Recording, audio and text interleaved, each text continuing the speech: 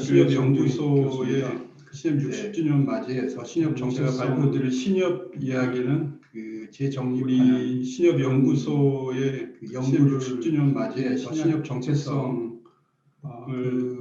재정립하는 또한 그런 내용의 결과 연구를 말씀드릴게 신약해서 그것을 제가 주도한 내용의 결과를 말씀드리려고. 잘 보이시죠? 네. 그 시간이 15분이라 제가 한 29쪽 정도 됩니다만은 PT를 준비를 죄송하게도 못해서 이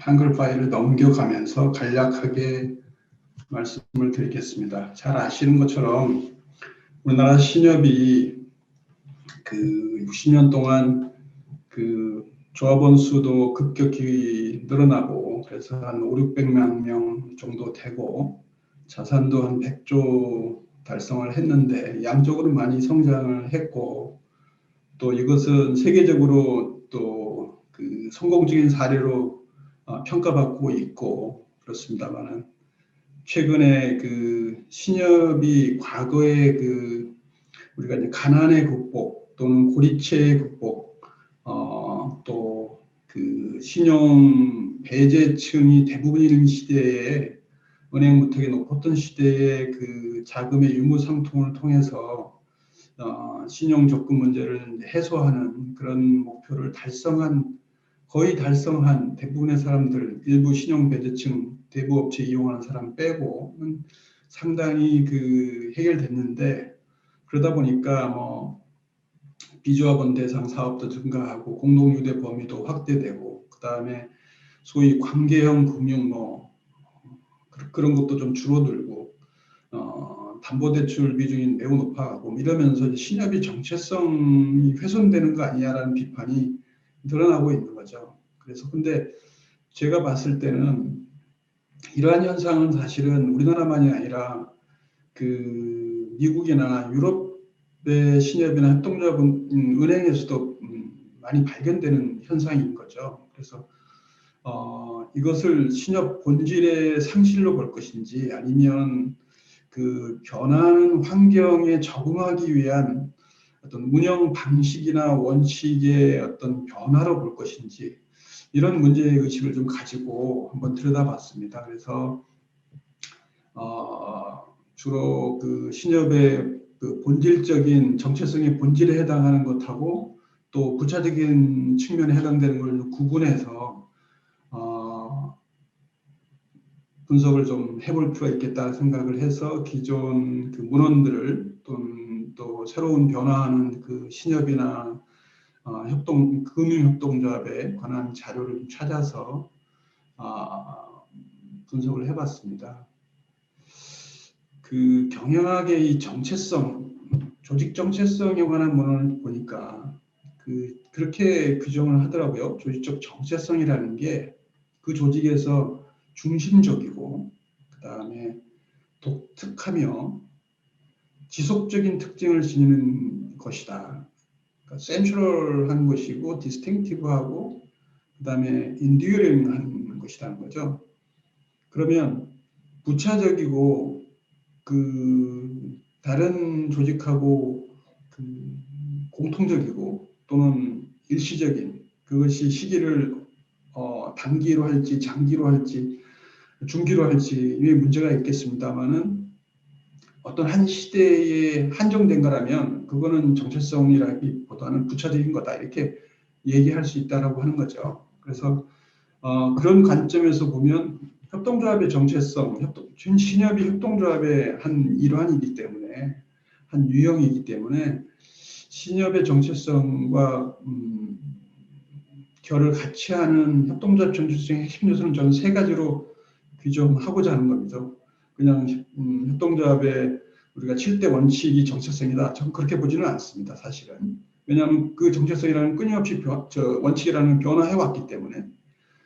그래서 첫 번째는 상호성에 기초하는 소유 형태의 독특성이고 두 번째는 결사하고 기업의 혼종성이고 이건 그 레이드로 박사의 그 강조점이고 세 번째는 다른 주식회사하고 다른 협동조합 간 협력과 연대 이 세 가지가 정체성의 핵심 아니냐 저는 그렇게 얘기를 하고 싶고요.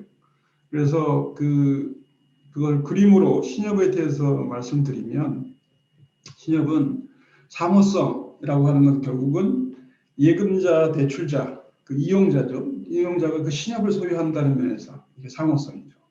그 출자자하고 예금자, 대출자하고 일치성. 그게 본질적인 그 정체성의 첫 번째 요소고, 두 번째는 신협의 비즈니스가 금융 서비스 제공인데 금융 서비스의 사회적 목적성이 있다는 거죠. 사회 문제 해결에 그 서비스가 기여한다라고 하는 거죠. 네, 그래서 그런 면에서 협동조합을 경제적 성과와 사회적 성과를 이렇게 구분해서 발휘되는 것으로 생각하시는 분들이 있는데 저는 협동조합 특성상 경제적 성과가 발전하면 사회 문제 해결이 보다 용이하는 그런 독특한 그런 운영 원리를 갖고 있는 것이다.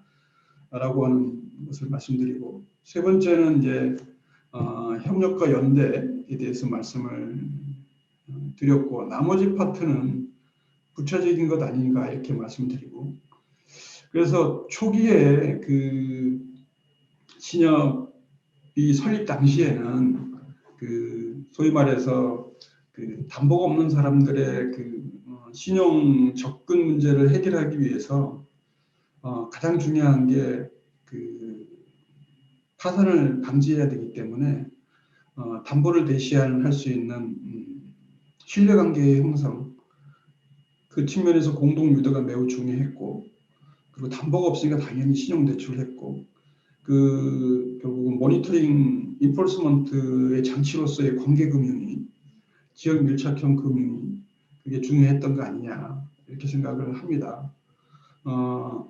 그래서 이때 초기에 그 신협의 운영 원칙은 말씀드린 것처럼 그 조합원의 무한 책임하고 공동 유대, 그다음에 조합원 모임 이런 걸 통해서 그 은행의 도덕적 해이와 대출자의 도덕적 해이를 동시에 해결하는, 그래서 그걸 통해서 예금과 대출이 증가하는 그런 메커니즘이 발전해 왔는데, 지금 유럽이나 우리나라 신협법이 상당히 그 의존하고 있는 미국 신협법을 보면 최근에 크게 변화하고 있어요. 미국 신협법도. 우리 이쪽 분야의 연구를 해온 구정옥 교수님의 그 연구 결과에 따르면 직장 신협, 단체 신협들이 지역 신협으로 전환을 아주 용이하게 하고 공동유대 개념이 거의 이제 확대되고, 유럽, 캐나다, 퀘벡 같은 경우 대잘등 신협 같은 경우 거의 거의 없어진 거죠. 미국 신협도 이제 전국 단위의 그 신협 그 유대 범위가 형성되고, 그러니까 직장 신협은 지역 신협을 같이 하는 거죠. 그렇게 이제 크게 옛날에 그 우리가 정체성이라고 잘못 알고 있는 것들이 환경의 변화에 따라서 운영 원칙의 변화한 것으로 바라볼 수가 있겠다는 생각이 들고, 그거는 뭐 우리나라뿐만 아니라 그 말씀드린 미국과 유럽, 캐나다의 그 신협의 그 성숙 단계에 돌입하면 이렇게 공동 유대가 약화되고, 그 다음에 그 중앙의 그 통제권이 강화되고, 그 다음에 그 장기적 성장, 경제적 지속 가능성을 강조하기 때문에 자산의 대규모화라든지,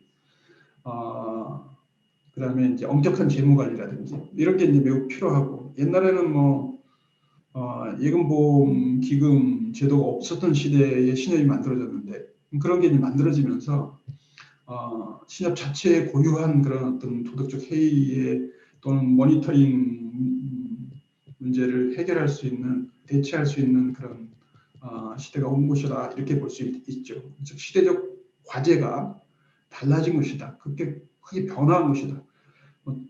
돈이 아마 도는 시대가 됐고 저금리 시대가 왔고, 그렇지만 동시에 성장과 고용이 분리되는 시대가 왔고, 엄청난 기후위기 시대가 도래를 한 것이죠. 다시 말씀드리면 개인들의 그 자금의 유무상통 문제를 해결하기보다는 사회적으로 고용을 창출하는 그러한 문제, 그리고 경제적 가치 성장은 이루어지지만 동시에 기후를 파괴하는, 환경을 파괴하는 문제라든지 산업재해를 늘리는 문제라든지 이런 외부 효과를, 부의 외부 효과를 급격히 늘려내는 이 사회적 가치의 괴리 문제가 발생하는 이 문제를 해결해야 되는 시대가 온 거죠. 그러니까 신협의 시대적 과제, 미션이라고 하는 것이 변화했다. 그것에 대해서 정면으로 그럼 신협이 대응해 왔냐라고 하는 측면에서 검토를 좀 해보면 서서히 변화하고 있는 것 같아요. 그래서 이 신협, 그 세계 신협 협의회의 신협 운영 원칙이 71년도에 전 세계 신협 협의회가 84년 네, 그런 신협 운영 원칙이 이제 개정이 되고 그 다음에 95년인가에 한 번 더 개정이 되고 17년도에 대폭 수정됐는데 거기서 강조한 것이 바로 금융의 포용성, 그 다음에 지역사회에 대한 책임, 즉 신협의 국내 사회적 미션을 좀 강조했고 이거는 그 EA10이라고 하는 그 유럽 협동조합 은행연합회에서도 최근에 발표된 협동조합 은행 모델 또 협동조합이 은행이 추구해야 될 6대 가치에서도 사회적 책임 분야의 선도라고 하는 것을 매우 강조하고 있다라고 하는 그래서 확인될 수 있습니다. 그래서 이전과는 다른 그런 신협의 그 미션들을 확인할 수 있는데요. 그것을 가장 극명하게 보여주는 사례가 새로운 유형의 금융협동조합. 다시 말해서 옛날에는 개인 조합원들의 예금이나 대출 문제를 해결하려고 했던 그런 신협이었다면 이제 그 개인에 대한 대출을 주목적으로 하는 것이 아니라 사회적 프로젝트, 사회 문제를 해결하는 기업, 사회적 기업 그런 협동조합의 주택협동조합 이런 협동조합의 자금을 투융자하기 위한 투융자 왜 여러분 왜 일반 상업 시중은행 상업은행이 있고 투자은행이 있으면 소위 말해서 투자은행 분야의 협동 금융협동조합이 이렇게 나타나기 시작한 거죠. 그게 이제 대표적으로 71년도에 캐나다 퀘벡 노동자들이 매우 선도적인 일인데 주로 공무원들 공기업 분야의 그 노동자들이 만든 노조가 주도해서 만든 연대경제 신협이라는 게 있고 독일에서는 아시는 것처럼 GLS 뱅크라고 하는 게 협동조합이잖아요. 네. 그래서 이게 이제 대표적인데 둘 다 사회 투자를 주목적으로 하는 것이지 그 예금한 사람들이 나중에 대출 받기 위해서 하는 게 아니다라고 하는 거죠. 네. 그 다음에 두 번째로 이제 나온 것이 이제 지역 개발 신협 미국에 또 그게 이제 영국으로 넘어갔고 또 저소득 신협 그래서 신용 배제층에 대해서 기부나 보조금이나 이런 걸 통해서 신협을 제공함을 통해서 그 문제를 해결하려고 하는 그 제도를 만들었다고 하는 거죠. 이런 새로운 가치를 기반으로 하는 그런 글로벌 가치은행 연합 같은 경우에 상당히 지금 급속히 확대되고 있는데 이런 새로운 그런 투자 신협뿐만 아니라 기존 신협에서 미션을 변화시키는 미국 같은 경우 여기에 이제 한 3개 신협이 가입돼 있고 또 캐나다 같은 경우는 7개 정도가 가입되어 있는데 그런 소위 말해서 지역사회의 요구를 반영하는 투자 신협의 면모를 갖춰가는 것이고 미국의 신협 중에서 또 지역개발 신협 같은 경우가 한 5.8% 되고 또 저소득 신협이 한 15% 가까이 되는데 이건 뭐냐면 정부가 일정적으로 신용 배제층 우리 경기도의 기본소득과 기본 대출에 지원을 하는 것처럼 또는 일정하게 지금 서민금융진흥원에서 그 정부의 지원 이 휴면예금 통해서 이루어지듯이 이 신협을 통해서 이루어지는 거예요. 신협이 그러면 신용 배제층에 대해서 적극적인 그런 지원 역할, 또 자활을 활동할 수 있기 때문에 그 측면을 좀 봐야 된다라고 하는 겁니다.